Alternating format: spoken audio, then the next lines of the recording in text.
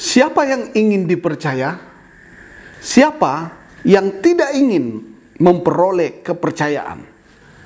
Saudara lagi bekerja, saya ingin berkata itu sebuah kepercayaan. Saudara lagi berusaha, saudara lagi berbisnis, yang dibutuhkan adalah kepercayaan. Kepercayaan itu adalah modal besar. Kepercayaan itu mahal, tetapi saat ini saya ingin berkata, kepercayaan itu tidak bisa dibeli dengan uang. Jadi apa yang bisa menciptakan seseorang itu bisa dipercaya? Atau saya mau mengatakan bagaimana kita bisa menjadi orang yang bisa dipercaya?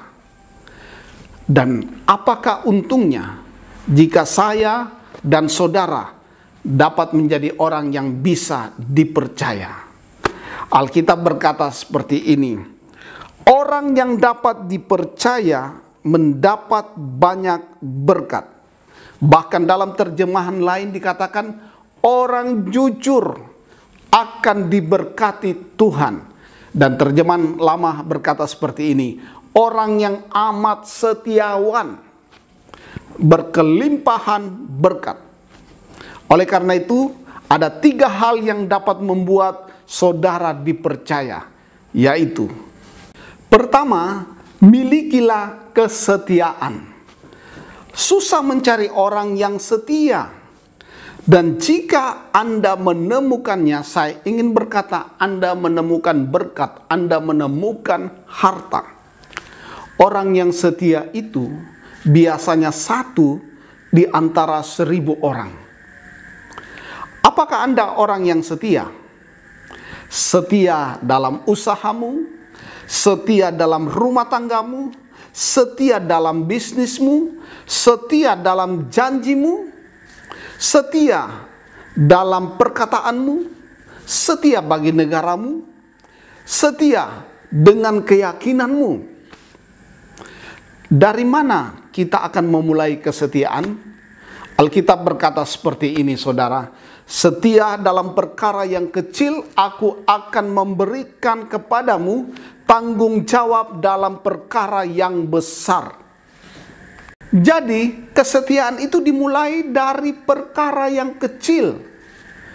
Mungkin kalau di kantormu, saudara, atau di tempatmu sementara bekerja, saudara hanya dipercayakan tanda kutip sesuatu yang kecil untuk saudara kerjakan. Tapi saya mau berkata seperti ini, kalau saudara setia, tidak menutup kemungkinan tahun depan saudara akan diberikan tanggung jawab atau saudara dapat dipercayakan perkara yang besar. Ini hukum yang berlaku dalam semua segi kehidupan dan pekerjaan. Alkitab menegaskan seperti ini.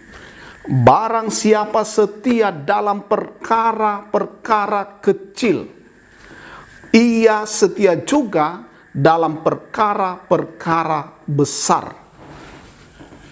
Dan barang siapa tidak benar dalam perkara-perkara kecil, ia tidak benar juga dalam perkara-perkara yang besar. Jadi saudara bisa lihat hal perkara kecil menentukan kita untuk perkara yang besar. Kalau kita setia dengan perkara yang kecil, maka Alkitab menjaminkan kita akan setia juga dalam perkara-perkara yang besar. Hal kedua yang saya ingin bagikan adalah, supaya kita dapat dipercaya, maka mari kita memiliki yang dinamakan kejujuran. Kalau bicara kejujuran, akan terlihat dari motivasi kita. Motivasi saudara dapat menjelaskan tujuan saudara. Motivasi kita akan memberikan arah dan alasan mengapa saudara melakukan hal tersebut. Kalau kita lihat di dalam Amsal pasal yang ke-11 ayat yang ketiga, di sana dikatakan seperti ini. Orang yang jujur dipimpin oleh ketulusannya. Jadi saudara yang dikasih Tuhan, ketulusan adalah warna dari kejujuran.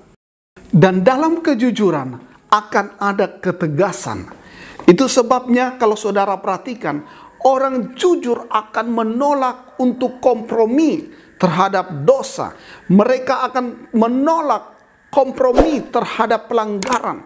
Orang jujur tidak akan ikut dalam rancangan yang jahat. Jujur dan tulus saya gambarkan seperti kaki kiri dan kaki kanan. Apa yang saya maksud seperti ini, saudara. Baik kaki kiri saudara maupun kaki kanan saudara akan bergantian untuk berjalan. Anda tidak dapat berjalan normal, saudara tidak dapat berjalan normal hanya dengan kaki kiri saja atau kaki kanan saja. Yang saya ingin tekankan, saudara harus hidup jujur dan tulus.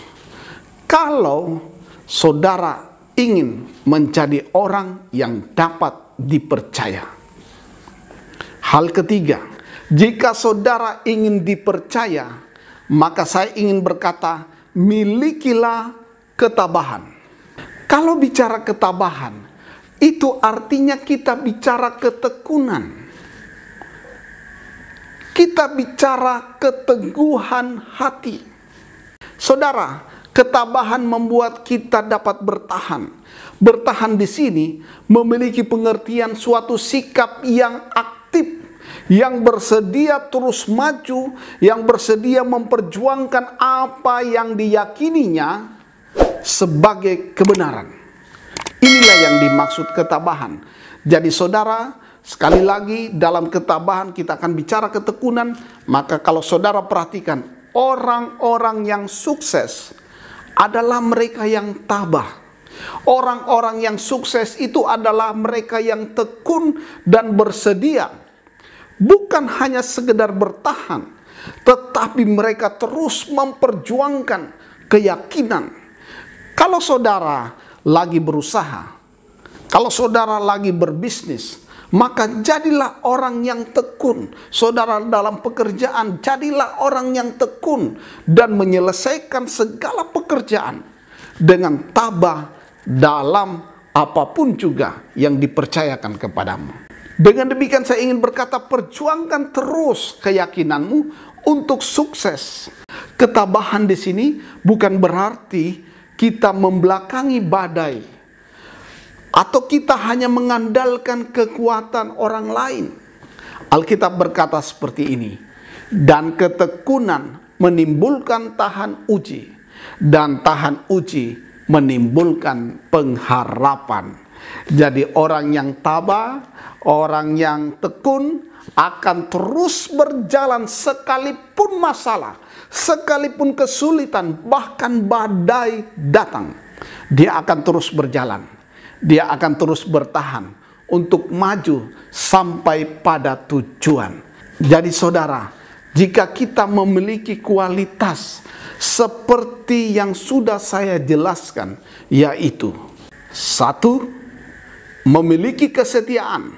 2, kita memiliki kejujuran. Yang ketiga, kita tabah atau memiliki ketekunan. Maka saya ingin berkata saudara dapat menjadi orang yang dipercaya. Dan sekali lagi, orang yang dapat dipercaya akan mendapat banyak berkat. Mari kita berdoa. Terima kasih Tuhan Yesus, kami sudah diajar bagaimana kami bisa menjadi orang yang dapat dipercaya. Kami harus memiliki kesetiaan, kami harus tetap memiliki kejujuran, dan kami harus memiliki ketabahan.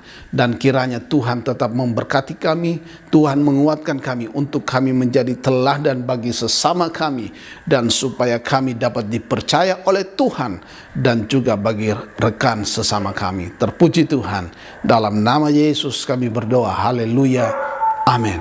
Tetap semangat saudara, Tuhan Yesus memberkati saudara, amin.